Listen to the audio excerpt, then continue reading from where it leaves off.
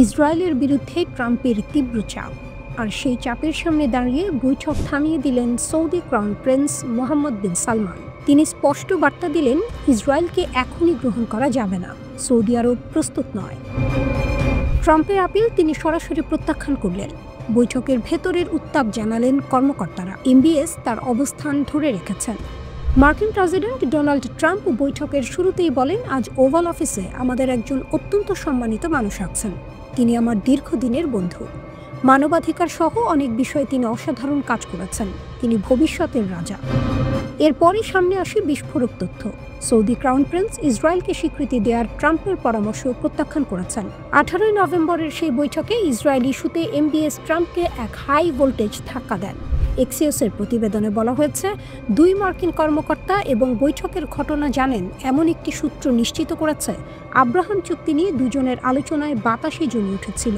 গাজা যুদ্ধ থেমে যাওয়ার পর ট্রাম্প চেয়েছিলেন সৌদি আরব যেন ইসরায়েলের সঙ্গে সম্পর্ক স্বাভাবিক করে, কিন্তু এর আগেই রিয়াদ বলেছিল ফিলিস্তিনি রাষ্ট্র গঠনে ইসরায়েল স্পষ্ট প্রতিশ্রুতি না দিলে কোনো আলোচনা নয়। আর ইসরায়েলের প্রধানমন্ত্রী নেতানিয়াহু 2 রাষ্ট্র সমাধানের ঘোর বিরোধী। তবুও ট্রাম্প আশা করেছিলেন বৈঠক থেকে কোনো অগ্রগতি আসবে, কিন্তু বাস্তবতা হলো সৌদির কার্যত শাসকের কাছ থেকে তিনি পেলেন তীব্র প্রতিক্রিয়া। হোয়াইট হাউস কর্মকর্তারা এমবিএসকে জানান, ট্রাম্প সৌদি ইসরায়েল স্বাভাবিকীকরণে কিছু ইতিবাচক ফল চান। ট্রাম্প নিজেও জোর দিয়ে বিষয়টি উত্থাপন করেন। তিনি চাপ দেন সৌদি আরব যেন আব্রাহাম চুক্তিতে যোগ দেয়। কিন্তু এমবিএসের স্পষ্ট না শুনে ট্রাম্প হতাশ হয়ে পড়েন। এমবিএস বলেন, সৌদির ভেতরে ইসরায়েল বিরোধী প্রবল জনমত আছে। আরও কঠোর ভাষায় তিনি ইসরায়েলের বিরুদ্ধে ট্রাম্পের কথারও জবাব দেন। একজন মার্কিন কর্মকর্তা বলেন, দেখতে হতাশা ও বিরক্তির মতো দেখাচ্ছিল। ট্রাম্প সত্যিই চেয়েছিলেন সৌদি আরব যোগ দিক, কিন্তু এমবিএস ছিলেন দৃঢ়। আরেক কর্মকর্তা বলেন, ট্রাম্প অনেক চেষ্টা করেছিলেন, আলোচনা সৎ ছিল, কিন্তু এমবিএস শক্ত মানুষ, তিনি নিজের অবস্থানে অটল। এমবিএস তার শর্তও জানিয়ে দেন, সৌদি আরবের সঙ্গে শান্তি চুক্তি চাইলে ইসরায়েলকে অবশ্যই ফিলিস্তিনি রাষ্ট্রের পথে অপরিবর্তনীয়, বিশ্বাসযোগ্য এবং সময়সীমাবদ্ধ একটি পরিকল্পনা দিতে হবে। তিনি বলেন, পরে দরজা খোলা আছে, কিন্তু 2 রাষ্ট্রীয় সমাধানই মূল সমস্যা। ইতিহাস বলছে, ইহুদি রাষ্ট্র ইসরায়েল এবং ইসলামের জন্মস্থান সৌদি আরবের কখনো আনুষ্ঠানিক সম্পর্ক ছিল না। এমনকি 1947 সালে ফিলিস্তিনের বিভাজন পরিকল্পনার বিরুদ্ধেও ভোট দিয়েছিল রিয়াদ।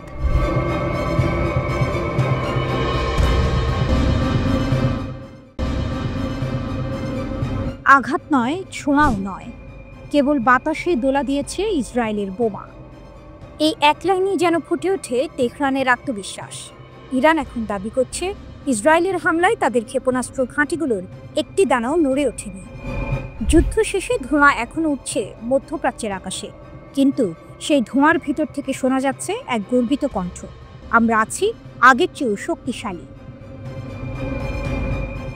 ইরানের ইসলামী বিপ্লবী রক্ষী বাহিনী IRGCর উপসমন্বয়কারী জেনারেল মোহাম্মদ রেজা নাকভি বলেন, ইসরায়েল দাবি করছে তারা ইরানের ক্ষেপণাস্ত্র কেন্দ্রগুলিতে বড় আঘাত এনেছে, কিন্তু সেটি বলা মানে বাড়াবাড়ি। বাস্তবে তাদের আঘাতে আমাদের পালকের ছোঁয়াও লাগেনি, বলেন তিনি। নাকভি জানান, ইসরায়েলের উন্নত প্রযুক্তি আর আধুনিক বোমা দিয়েও তারা কিছুই করতে পারেনি। আমাদের উৎক্ষেপণ কেন্দ্রগুলো আক্রমণের পরপরই সক্রিয় হয়ে গেছে। ক্ষেপণাস্ত্র ব্যবস্থা এক মুহূর্তের জন্য বন্ধ হয়নি। ইসরায়েল দাবি করছে তারা ইরানের অধিকাংশ ক্ষেপণাস্ত্র উৎক্ষেপক ধ্বংস করেছে, কিন্তু ইরান বলছে এটা শুধু ভুল নয়, নিখাত মিথ্যা। ইরানের দাবি তাদের 1% উৎক্ষেপকও ধ্বংস হয়নি, বরং সবগুলোই স্থানীয়ভাবে তৈরি ও কার্যক্ষম।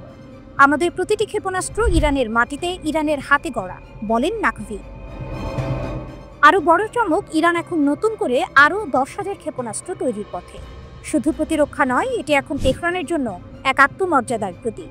নাকভির ভাষায়, আমরা শুধু ইসরায়েলকে মোকাবিলা করছি না, আমাদের চারপাশে রয়েছে মার্কিন ঘাঁটি, পারস্য উপসাগরের ড্রোনের নজরদারি, গুপ্তচর ভিত্তি আর রাজনৈতিক চাপ। সব সামলে ইরান দাঁড়িয়ে আছে অটল, অদম্য। এই প্রেক্ষাপটে IRGC উন্মোচন করেছে তাদের 2টি নতুন ক্ষেপণাস্ত্র, ইমাদ ও কাদের।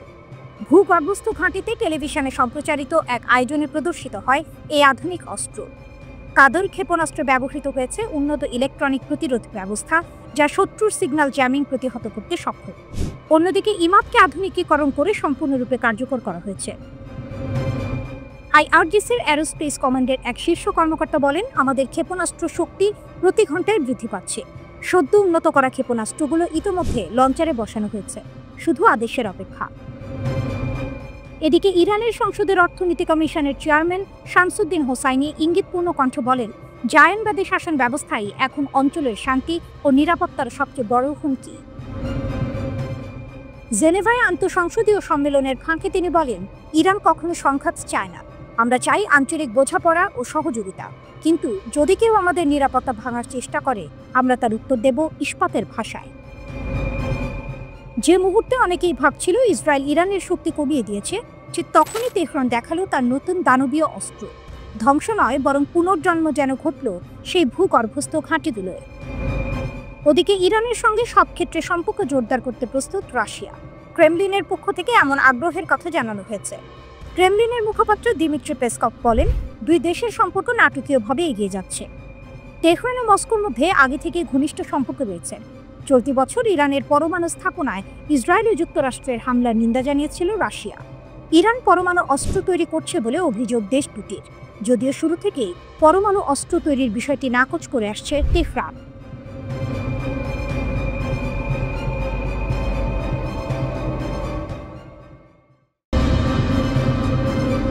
ইসরায়েলের দোহা আক্রমণ এমন এক পরিস্থিতি তৈরি করেছে যেখানে ওমান এখন অকল্পনীয় বিষয়ও বিবেচনা করতে বাধ্য হয়েছে।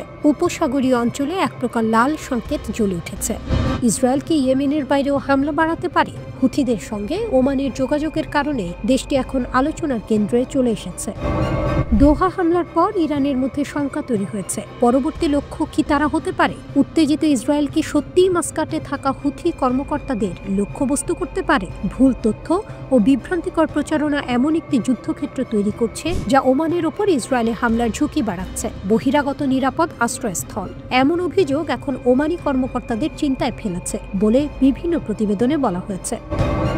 হামাস কর্মকর্তাদের ওপর ইসরায়েলের ওই অভূতপূর্ব দোহা হামলা উপসাগরীয় দেশগুলোর বহু বছরের ধারণাকে নাড়া দিয়েছে। দোহা ঘটনার পর ওমান এখন নিশ্চিত ভুল তথ্য কি সালতানাতের ওপর হামলার অজুহাত হিসেবে ব্যবহার হতে পারে। হুথিদের নিয়ে বিভিন্ন মিথ্যা দাবির কারণে মাস্কাট সতর্ক অবস্থায় আছে। এই ধরনের দাবি ভবিষ্যতের ইসরায়েলে হামলার ভয় বাড়িয়ে তুলছে। দোহার বিস্ফোরণের পর ওমান এখন ইসরায়েলকে দুর্বৃত্ত ও বিপজ্জনক রাষ্ট্র হিসেবে দেখছে, এমন তথ্য আনওয়াজ মিডিয়া জানিয়েছে। প্রশ্ন উঠেছে, ইসরায়েল কি সত্যিই ওমানে থাকা হুথিদের লক্ষ্যবস্তু করতে পারে? দোহা ঘটনার পর ওমানি কর্মকর্তারা এখন এই সম্ভাবনাও বিবেচনা করছেন যে হুথি নেতাদের ওপর ইসরায়েলি হামলা ওমানের ভেতরেই হতে পারে।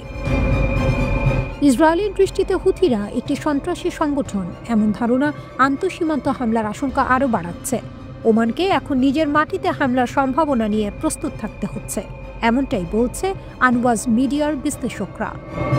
ইসরায়েল দাবি করছে মাস্কাটে থাকা কিছু হুথি নেতা নাকি বাইরের আক্রমণ পরিচালনায় যুক্ত। তারা আরও দাবি করেছে যে নেতানিয়াহুর সরকার মনে করে ওমানের ভেতরে নাকি বিশৃঙ্খলা তৈরির উৎস রয়েছে। ওমান এখন কাজ করছে যাতে হুথি চ্যানেলগুলি শান্ত ও নিয়ন্ত্রিত থাকে, যাতে ইসরায়েল কোনো অজুহাত না পায়। মধ্যস্থতা কেন্দ্র ও সরকারি স্থাপনাগুলোর চারপাশে নিরাপত্তা বাড়ানো হচ্ছে। ভবিষ্যতের হামলা ঠেকাতে ওমান বন্ধুত্বপূর্ণ রাজধানীগুলোর সঙ্গে ঘনিষ্ঠভাবে কাজ করছে। তবে একজন ওমানি গবেষক বলেছেন, মাস্কাটে এখন ডানপন্থী চরমপন্থী ইসরায়েলের সাথে কোনোভাবে শান্তি কল্পনা করতে পারছে না। দোহা হামলা ওমানের হুমকি ধারণাকে পুরোপুরি বদলে দিয়েছে। তিনি বলেন, নিরপেক্ষ উপসাগরীয় দেশও হামলা থেকে নিরাপদ নয়। নিরপেক্ষতা মূল্যবান হতে পারে, কিন্তু তা নিরাপত্তার নিশ্চয়তা নয়। ইসরায়েল এখন একটি দুর্বৃত্ত ও মতাদর্শ চালিত রাষ্ট্র, এমন বিশ্বাস দৃঢ় হয়েছে। বর্তমান ইসরায়েলি সরকারের সাথে শান্তির সম্ভাবনা নেই। এদিকে মনে রাখা দরকার, দোহা হামলায় যুক্তরাষ্ট্র ক্ষুব্ধ ছিল, যা ইসরায়েলের ভবিষ্যৎ হামলার ওপর সীমা টানতে পারে। আঞ্চলিক মধ্যস্থতাকারী হিসেবে ওমানের ভূমিকা তাকে কিছু কৌশলগত সুরক্ষা দেয়। ওমান এখন উত্তেজনা ঠেকাতে সক্রিয়ভাবে কাজ করছে। তারা নজর রাখছে ইয়েমেন ছাড়াও হামলা বাড়ানোর কোনো ধরন তৈরি হচ্ছে কিনা। প্রতিরক্ষা সহযোগিতার জন্য ওমান তুরস্ক, ব্রিটেন এবং ফ্রান্সের সাথে সম্পর্ক আরও মজবুত করছে। এরদোয়ানের সাম্প্রতিক মাস্কাট সফর প্রতিরক্ষা ও গোয়েন্দা সহযোগিতা বাড়িয়েছে। ওমান প্রযুক্তি ও ভারসাম্যের জন্য চীনের সাথেও যোগাযোগ বাড়াতে পারে, তবে কোনো আনুষ্ঠানিক জোটে যাবে না।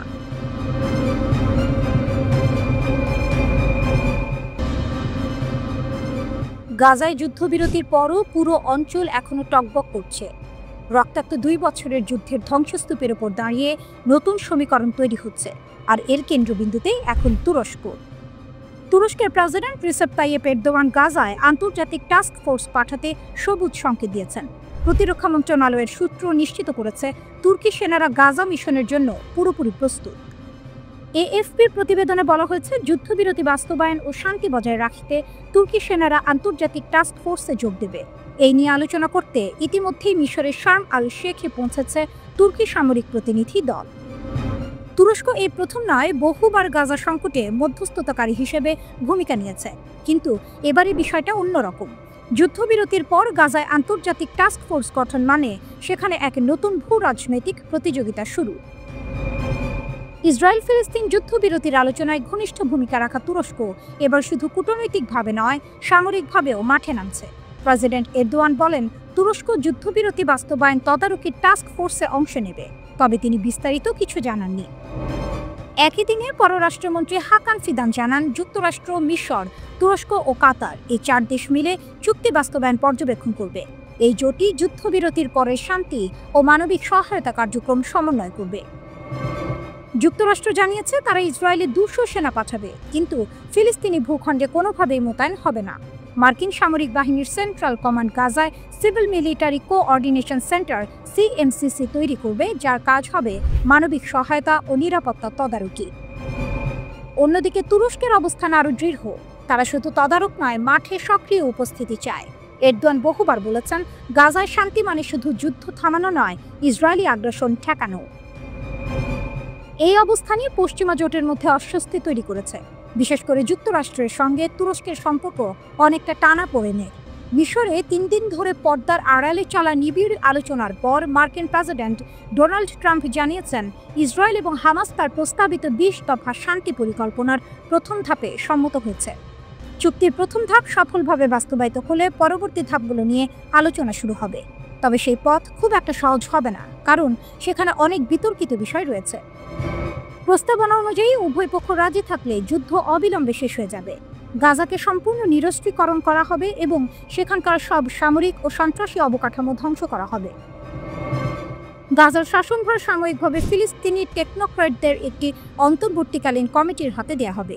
এই কমিটির কার্যক্রম তত্ত্বাবধান করবে একটি শান্তি বোর্ড, যার নেতৃত্বে থাকবেন ডোনাল্ড ট্রাম্প, এবং বোর্ডে আরও থাকবেন সাবেক ব্রিটিশ প্রধানমন্ত্রী টনি ব্লেয়ার।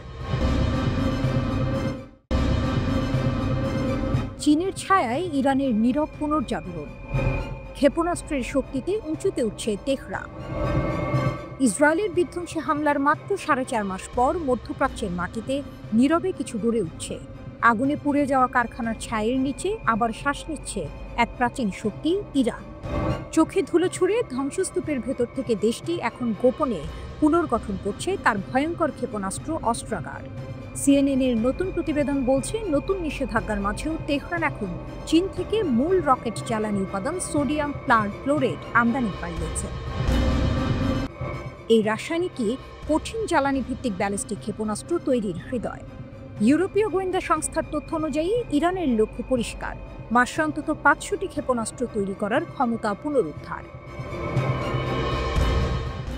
একসময় বন্দর আব্বাসের গুদামে একই উপাদানের বিস্ফোরণে প্রাণ হারিয়েছিল 70 জনেরও বেশি মানুষ। সেই দগ্ধ স্মৃতিও থামাতে পারেনি তেহরানের আগুন, কারণ তাদের কাছে এই অস্ত্র শুধু শক্তি নয়, বেঁচে থাকার প্রতীক।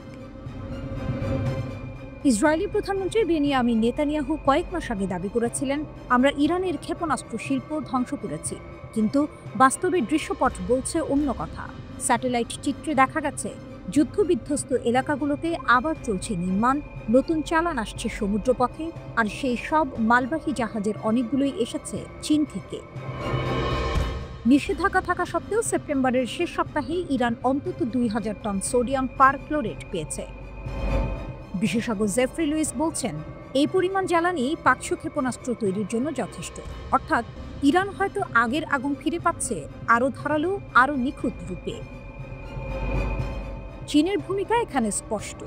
যুদ্ধের আগে থেকেই বেইজিং ইরানের শিল্প সরবরাহের নীরব রসদদাতা, আর এখন যখন পশ্চিমা নিষেধাজ্ঞা আবার সক্রিয়, তখনও চীনা কোম্পানিগুলো আইনগত ফাঁকফোকর ব্যবহার করে চালান পাঠিয়ে যাচ্ছে। ইসরায়েলি বিশ্লেষকরা সতর্ক করছেন, চীন হয়তো মধ্যপ্রাচ্যের নতুন ভারসাম্য বদলে দিতে চাইছে, আর ইরান তার প্রধান কৌশলগত অংশীদার হয়ে উঠছে। ইসরায়েলের গোয়েন্দা মহল বলছে, যুদ্ধের আগে যেখানে ইরানের হাতে ছিল প্রায় 2700টি ক্ষেপণাস্ত্র, এখন তার অর্ধেক পুনর্গঠিত হয়েছে। লক্ষ্য, ভবিষ্যতের যে কোনো সংঘর্ষে আকাশচুম্বী প্রতিশোধের সক্ষমতা। এই সময়ে আন্তর্জাতিক পরমাণু সংস্থা IAEA জানিয়েছে, ইরানের পরমাণু স্থাপনায় অস্বাভাবিক গতিবিধি ধরা পড়েছে। সংস্থার প্রধান রাফায়েল গ্রোসি সতর্ক করেছেন, তেহরান আমাদের পরিদর্শনে সহযোগিতা করছে না, তবে এখন পর্যন্ত নতুন ইউরেনিয়াম সমৃদ্ধকরণের প্রমাণ মেলেনি। মার্কিন প্রেসিডেন্ট ডোনাল্ড ট্রাম্প ইতিমধ্যে হুঁশিয়ারি দিয়েছেন, ইরান যদি আবার পারমাণবিক কর্মসূচি চালায় তবে মার্কিন হামলা হবে অনিবার্য। কিন্তু তেহরানের সর্বোচ্চ নেতা আয়াতুল্লাহ আলী খামেনি তার জবাব দিয়েছেন গর্জে, তারা ভয় দেখায়, আমরা তৈরি করি। এই লড়াই কেবল অস্ত্রের নয়, এটি অস্তিত্বে। ধ্বংসের পর ধ্বংস থেকে ইরান আবার উঠছে, চীন রাশিয়ার মতো বন্ধু আছে পাশে। একসময় ধুলো উড়েছিল ইসরায়েলি বোমায়, সেই ধুলোর ভেতরেই এখন জন্ম নিচ্ছে নতুন ক্ষেপণাস্ত্র, নতুন প্রতিরোধ, নতুন বার্তা। তেহরান কখনো শেষ হয় না।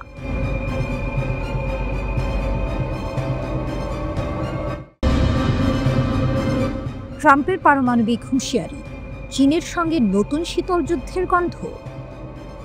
আকাশে আবার পারমাণবিক ছায়া ঘনিয়ে আসছে। ওয়াশিংটনের এক ঘোষণায় যেন জাগিয়ে তুলেছে পুরনো দুঃস্বপ্ন। আমরা আবার পারমাণবিক পরীক্ষা শুরু করব, একথা বলেছেন মার্কিন প্রেসিডেন্ট ডোনাল্ড ট্রাম্প, আর তাতেই বিশ্ব কাঁপছে। নিউ ইয়র্ক টাইমস জানিয়েছে, ট্রাম্পের এই মন্তব্য শুধু আমেরিকার পারমাণবিক নীতিতে আলোড়ন তোলেনি, বরং চীনের সঙ্গে এক নতুন সংঘাতের আশঙ্কাও বাড়িয়ে দিয়েছে। কারণ এই ঘোষণা এসেছে এমন এক সময়ে যখন চীন তার পারমাণবিক ক্ষমতাকে চোখ ধাঁধানো গতিতে বাড়াচ্ছে। ওয়াশিংটন বনাম বেইজিং, নতুন উত্তেজনার সূচনা। চীনের প্রেসিডেন্ট শি জিনপিং এর সঙ্গে নির্ধারিত আলোচনার ঠিক আগে ট্রাম্প বলেন, অন্য দেশগুলো পরীক্ষা করছে, আমরাও করব, সমান ভিত্তিতে। যদিও তিনি পরে দাবি করেন বক্তব্যটি চীনকে লক্ষ্য করে নয়, তবু বেইজিং সেটি আলাদাভাবে দেখছে। বিশেষজ্ঞরা বলছেন, ট্রাম্পের এই হুঁশিয়ারি শুধু রাজনৈতিক বার্তা নয়, বরং এক বিপজ্জনক সংকেত, যা বিশ্বব্যাপী পরমাণু ভারসাম্য নষ্ট করতে পারে। কার্নেগি এন্ডাউমেন্ট ফর ইন্টারন্যাশনাল পিসের বিশ্লেষক অঙ্কিত পান্ডা সতর্ক করে বলেছেন, যদি যুক্তরাষ্ট্র আবার পারমাণবিক পরীক্ষা শুরু করে তবে চীন ও রাশিয়াও একই পথ নেবে, আর তাতে ভেঙে পড়বে পারমাণবিক অস্ত্র বিস্তার রোধের পুরো কাঠামো। চীনের জবাব, প্রতিরোধের মঞ্চে দাঁড়িয়ে শি জিনপিং। চীন ইতিমধ্যেই ট্রাম্পের মন্তব্যের জবাব দিতে শুরু করেছে, তবে মিসাইল নয়, কৌশল দিয়ে। শি জিনপিং তার সাম্প্রতিক উন্নয়ন পরিকল্পনায় কৌশলগত প্রতিরোধ ক্ষমতা শক্তিশালী করার বিষয়টিকে জাতীয় অগ্রাধিকার হিসেবে ঘোষণা করেছেন। চীনের সামরিক কুচকাওয়াজে দেখা গেছে, পারমাণবিক ট্রয়ী স্থল, সমুদ্র ও আকাশপথে আঘাত হানতে সক্ষম নতুন মিসাইল ও বোমার সমাহার। তাইওয়ানের প্রতিরক্ষা গবেষক লিন পো চৌ নিউ ইয়র্ক টাইমসকে বলেন, চীনের সম্প্রসারণ চলবে, ট্রাম্পের ঘোষণায় এই গতি আরও তীব্র হবে, কমবে না। উপগ্রহ চিত্র বলছে, চীনের ঐতিহাসিক লক নূর পারমাণবিক পরীক্ষা কেন্দ্রে আবারও নতুন সুড়ঙ্গ খোঁড়া হচ্ছে। বিশ্লেষকরা মনে করছেন, এটি সম্ভাব্য ভূগর্ভস্থ পরীক্ষার প্রস্তুতি। চীনের শেষ পারমাণবিক পরীক্ষা হয়েছিল 1996 সালে। তারপর থেকে তারা সাব ক্রিটিক্যাল টেস্ট অর্থাৎ বিস্ফোরণ ছাড়াই পরীক্ষামূলক কাজ চালিয়ে যাচ্ছে।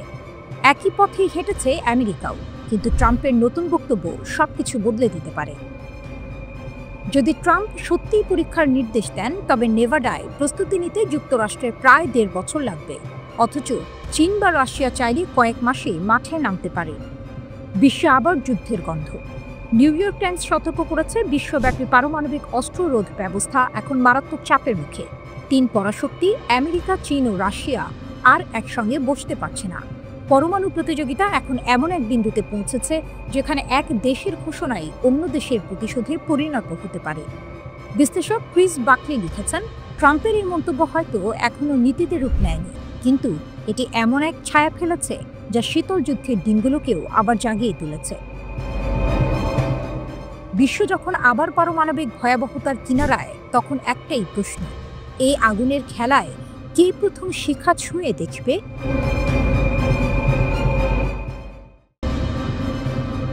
অস্ত্র ছাড়বে হামাস? যুদ্ধবিরতির মাঝেও উত্তাল প্রশ্ন।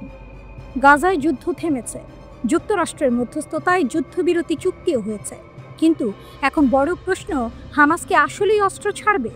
এই প্রশ্নেই আটকে আছে চুক্তির ভবিষ্যৎ। ইসরায়েল চায় হামাস পুরোপুরি অস্ত্র জমা দিক, গাজার নিয়ন্ত্রণ ছেড়ে দিক, এমনকি সংগঠন হিসেবেও ভেঙে পড়ুক, কিন্তু বাস্তবতা বলছে ভিন্ন কথা। হামাস প্রকাশ্যে অস্ত্র সমর্পণের যে কোনো দাবি সরাসরি প্রত্যাখ্যান করেছে, তবে কিছু বিশেষজ্ঞ বলছেন হামাস গোপনে আলোচনায় কিছু ছাড় দেওয়ার ইঙ্গিত দিয়েছে। ইউরোপীয় কাউন্সিল অন ফরেন রিলেশনসের গবেষক হিউ লোভ্যাটের ভাষায় অস্ত্র ছাড়ার বিষয়ে হামাসের অবস্থান এখন সবচেয়ে বেশি বদলেছে। তিনি আরও জানান, হামাস কিছু আক্রমণাত্মক অস্ত্র, বিশেষ করে দীর্ঘ পাল্লার ক্ষেপণাস্ত্র সমর্পণে আগ্রহ দেখিয়েছে, তবে হালকা অস্ত্র, সুড়ঙ্গ ব্যবস্থার মানচিত্র কিংবা প্রতিরোধমূলক ক্ষমতা তারা ছাড়বে না বলেই মনে করা হচ্ছে। হামাস অস্ত্র ছাড়বে, কিন্তু শর্ত সাপেক্ষে।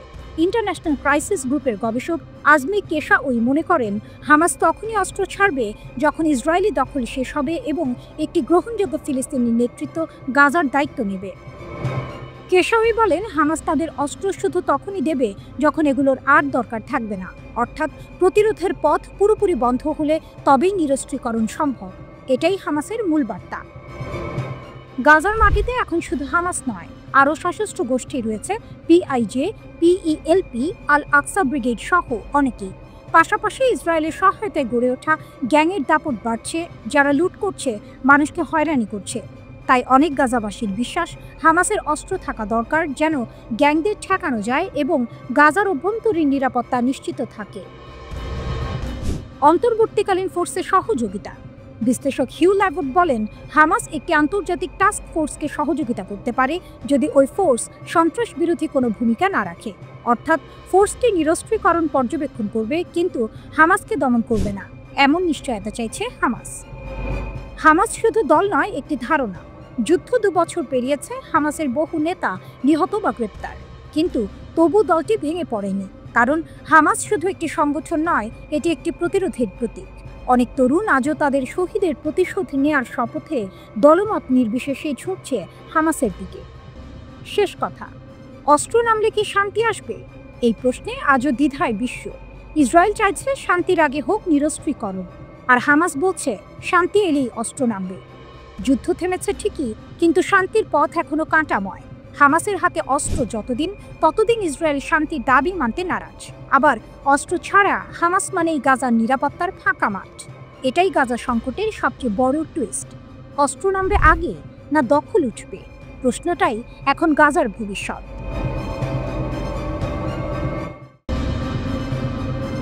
যুদ্ধবিরতির পর গাজা ছাড়ল হামাস, কিন্তু তাদের ছায়া এখনো পুরো উপত্যকা জুড়ে। মধ্যপ্রাচ্যে এক নাটকীয় মোড়।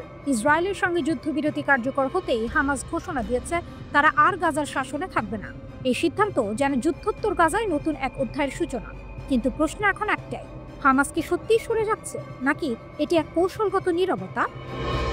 এএফপি জানিয়েছে, হামাসের এক শীর্ষ নেতা নিশ্চিত করেছেন গাজার যুদ্ধোত্তর প্রশাসনে তারা অংশ নেবে না। তার ভাষায়, এটি আমাদের জন্য একটি সমাপ্ত অধ্যায়। তবে সেই একই কণ্ঠে উচ্চারিত হয়েছে দৃঢ় বাক্য, হামাস এখনো ফিলিস্তিনের অবিচ্ছেদ্য অংশ, অর্থাৎ ক্ষমতার চেয়ার ছাড়লেও প্রভাবের রাজনীতি ছাড়ছে না তারা। যুদ্ধবিরতি কার্যকর হওয়ার কয়েক ঘন্টা পরই হামাস প্রকাশ করেছে একগুচ্ছ ছবি। অস্ত্রধারী সদস্যরা রাস্তায় টহল দিচ্ছে। বিবিসি জানিয়েছে, ইসরায়েলি সেনা যেসব এলাকা থেকে সরে গেছে সেখানে প্রায় 7,000 নিরাপত্তা সদস্য মোতায়েন করেছে হামাস। তাদের দায়িত্ব গাজার আইন শৃঙ্খলা রক্ষা করা এবং ইসরায়েলি সহযোগীদের খুঁজে বের করা। যুদ্ধবিরতির পর হামাসের প্রথম প্রকাশ্য শক্তি প্রদর্শন যেন এক নীরব বার্তা, আমরা সরকার চালাবো না, কিন্তু নিয়ন্ত্রণ আমাদের হাতে। এখন প্রশ্ন, হামাস কেন হঠাৎ গাজার প্রশাসন ছেড়ে দিল? যুদ্ধের ক্লান্তিতে ভাঙা গাজাকে পুনর্গঠন করা এখন এক ভয়াবহ চ্যালেঞ্জ। অনেক বিশ্লেষক মনে করছেন, হামাস হয়তো আপাতত পিছু হটে নিজের শক্তি পুনর্গঠনের কৌশল নিচ্ছে। তারা প্রশাসনিক দায় নয়, বরং প্রতিরোধের আগুন জিইয়ে রাখার দায়িত্ব নিতে চায়।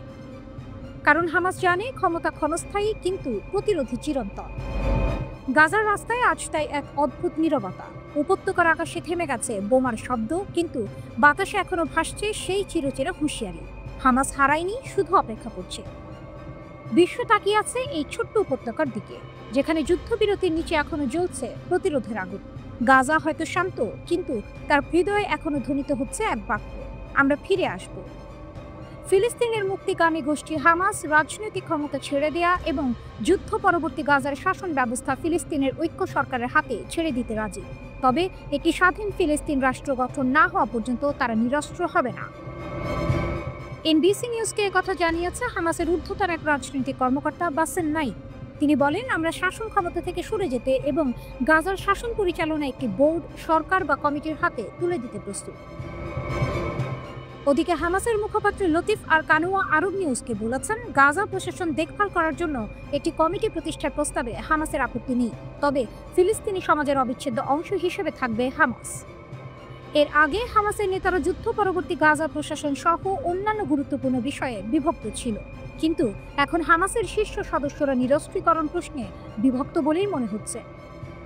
হামাস বলেছে, তাদের 40,000 কর্মচারী গাজার সরকারি গুরুত্বপূর্ণ সব প্রতিষ্ঠান যেমন স্বাস্থ্যসেবা, শিক্ষা এবং নিরাপত্তা বিভাগে কাজ করে।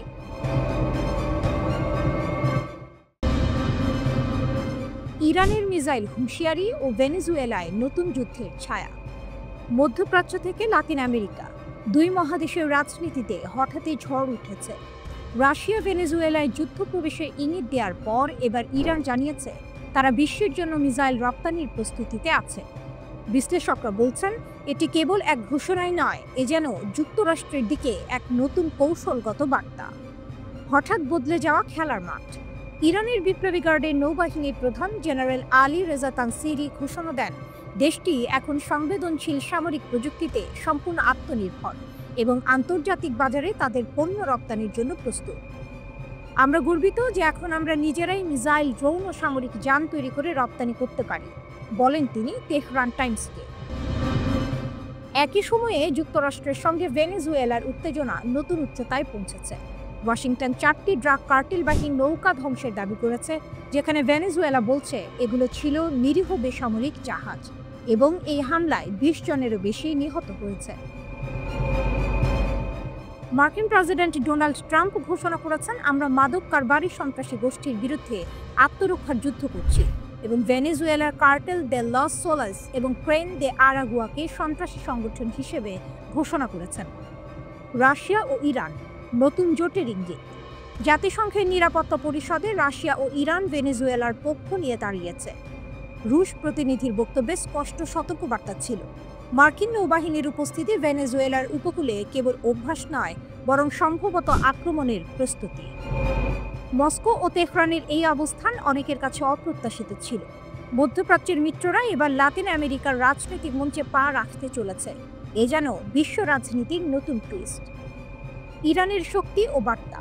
যদিও ইরান নিজেই কঠোর মার্কিন নিষেধাজ্ঞা, ড্রোন হামলা ও পারমাণবিক স্থাপনায় আঘাতের মুখে রয়েছে, তবুও দেশটি সামরিক প্রযুক্তিতে অবিশ্বাস্য অগ্রগতি দেখাচ্ছে।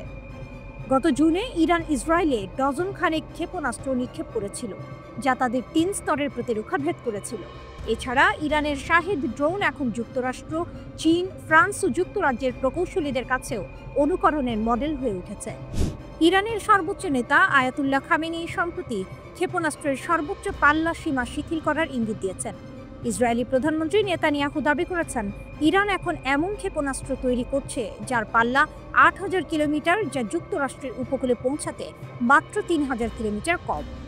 তেহরান অবশ্য এই অভিযোগ উড়িয়ে দিয়ে বলেছে, ইরান কোনো যুদ্ধ চায় না, কিন্তু কেউ আঘাত করলে তাৎক্ষণিক জবাব দিতে হবে। বিশ্লেষকদের মতে, ভেনেজুয়েলাকে নিয়ে উদ্ভূত এই সংকট কেবল লাতিন আমেরিকার নয়, এটি বিশ্ব রাজনীতির নতুন পরীক্ষার মঞ্চ।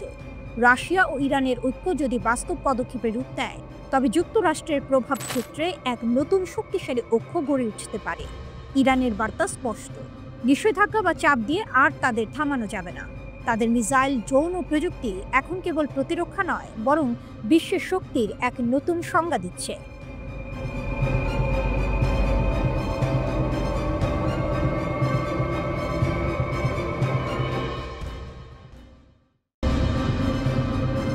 ইরানের সামরিক প্রযুক্তি, মধ্যপ্রাচ্যের শক্তির নতুন মানচিত্র। কে বলেছিল ইরান শুধু ইতিহাসের দেশ? আজকের ইরান হলো প্রযুক্তির দেশ, এক দেশ যাকে থামানো ক্রমেই অসম্ভব হয়ে উঠছে। সামরিক শক্তির নতুন সংজ্ঞা লিখছে তেহরান। আকাশ থেকে সাগর, সাগর থেকে মহাকাশ, প্রতিটি দিকেই ইরান এখন বিশ্ব শক্তিদের চোখে কাঁটা হয়ে উঠেছে। ইরানের সামরিক শক্তির এই উত্থান হঠাৎ নয়, দীর্ঘ নিষেধাজ্ঞা, অর্থনৈতিক অবরোধ এবং আন্তর্জাতিক চাপের মধ্যেও দেশটি নিজস্ব প্রযুক্তিতে গড়ে তুলেছে এমন সব অস্ত্র যা এখন যুক্তরাষ্ট্র ও ইসরায়েলের ঘুম কেড়ে নিচ্ছে। সবচেয়ে আলোচিত প্রযুক্তি হলো সেজ্জিল ব্যালিস্টিক ক্ষেপণাস্ত্র। এটি 2 ধাপ বিশিষ্ট কঠিন জ্বালানির ক্ষেপণাস্ত্র, যার পাল্লা 2500 কিলোমিটার পর্যন্ত। অর্থাৎ ইরানের সীমান্ত থেকে এটি সহজেই পৌঁছে যেতে পারে ইসরায়েল বা সৌদি আরবের সামরিক ঘাঁটিতে। সেজ্জিলের সবচেয়ে বড় শক্তি এর চলমান নকশা, মুহূর্তে স্থান বদলে আঘাত হানতে পারে। এরপর আসে ইরানের স্বপ্নের যুদ্ধ বিমান কাহের F-313। এটি দেশীয়ভাবে তৈরি একক আসনের স্টেলথ জেট। রাডারে ধরা পড়ে না সহজে, নিম্ন উচ্চতায় উঠতে পারে এবং বোমা বা মিসাইল উভয়ই বহন করতে সক্ষম। যদিও পশ্চিমা বিশ্লেষকরা এর বাস্তবতা নিয়ে সন্দেহ প্রকাশ করেছেন, তবুও ইরান বলছে এই বিমান ইতিমধ্যেই উড্ডয়নের জন্য প্রস্তুত। আকাশে শত্রুর হুমকি মোকাবিলায় ইরানের আরেক গর্ব বাভার 373। এটি অনেকের মতে রাশিয়ার S-400 এর সমকক্ষ। সর্বোচ্চ 300 কিলোমিটার দূরের লক্ষ্যবস্তু ধ্বংস করতে সক্ষম এই প্রতিরক্ষা ব্যবস্থা ঘণ্টায় ম্যাক 8 গতিতে ক্ষেপণাস্ত্র ছুটতে পারে। ইরানের বিজ্ঞানীরা নিজেরাই বানিয়েছেন এর রাডার ও নিয়ন্ত্রণ ব্যবস্থা, যা প্রমাণ করে তারা আর কারো ওপর নির্ভরশীল নয়। সামরিক নজরদারিতে যুক্ত হয়েছে আলবোর্স 3D রাডার। এটি একসাথে 300টি লক্ষ্যবস্তু ট্র্যাক করতে পারে, এমনকি নিচু উচ্চতার ড্রোন বা স্টেলথ জেটও এতে ধরা পড়ে। 450 কিলোমিটার দূর থেকে শত্রু শনাক্ত করতে পারা এই রাডার এখন ইরানের আকাশসীমার নীরব প্রহরী। স্থলে যুদ্ধের জন্য রয়েছে কারার প্রধান যুদ্ধ ট্যাঙ্ক T-90 ও M1 আব্রামসের মিশ্র রূপ। এতে আছে লেজার রেঞ্জ ফাইন্ডার, কম্পিউটার নির্ভর টার্গেটিং সিস্টেম এবং 125 মিমি কামান। এক ট্যাঙ্ক জ্বালানিতে 500 কিলোমিটার চলতে পারে এটি। সাগরে ইরানের গোপন শক্তি হল গাদির ক্লাস সাবমেরিন। পারস্য উপসাগরের অগভীর জলে লুকিয়ে থাকা এই সাবমেরিন শত্রুর নজর এড়িয়ে মুহূর্তেই মিসাইল ছুটতে পারে। ড্রোন যুদ্ধেও ইরান দেখিয়েছে বিপুল অগ্রগতি। মোহাজের 10 ড্রোন 24 ঘন্টা আকাশে ভেসে থাকতে পারে, 2000 কিলোমিটার পর্যন্ত উঠতে পারে আর 300 কেজি বোমা বহন করতে পারে। এটি ইরানের গোয়েন্দা ও আক্রমণ দুই দিকেই একসাথে কাজ করছে। কিন্তু সবচেয়ে বড় চমক এসেছে কাতা হাইপারসনিক ক্ষেপণাস্ত্র থেকে। ম্যাক 15 গতিতে উঠতে সক্ষম এই অস্ত্র শত্রুর প্রতিরক্ষা ব্যবস্থাকে প্রায় অর্থহীন করে দিচ্ছে। আমেরিকাও জানে এই ক্ষেপণাস্ত্র আকাশে উঠলে আটকানো অসম্ভব। সবশেষে আছে শহীদ সোলেমানি যুদ্ধজাহাজ, ইরানের নৌবাহিনীর গর্ব। এতে রয়েছে উন্নত রাডার, ড্রোন ডেক, দ্রুতগামী নৌকা নামানোর ক্রেন এবং ভয়ঙ্কর মিসাইল সিস্টেম। একসময় যাকে নিষিদ্ধ দেশ বলা হতো, আজ সেই ইরান প্রযুক্তির শক্তিতে মধ্যপ্রাচ্যের ভারসাম্য পাল্টে দিচ্ছে। নিষেধাজ্ঞা যতই বাড়ুক, ইরানের প্রতিরোধ যেন আরও দৃঢ় হয়। এটাই নতুন ইরান, যে ভয় পায় না বরং ভয় দেখায়।